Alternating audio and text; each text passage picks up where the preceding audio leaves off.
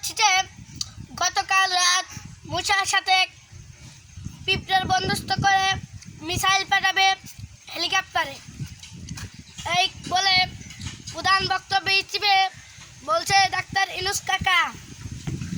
এই যেই মুসাকে ধরতে পারবে 20 কোটি টাকা দেবে, সের ভিতর অর্ধেক টাকা তার পানিতে ফেলে দিতে পারলে তাকে একটা খাপ্পরের বিনিময়ে 1 কোটি টাকা দিতে হবে। এই 50 জন যাত্রী আসলো, তার ভিতরে 20 জন যাত্রী প্যারাশুট নিয়ে পানিতে মরে গেছে।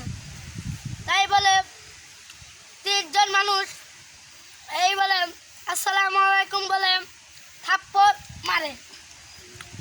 এই যে এই বলে আমার খবর চেক করছি।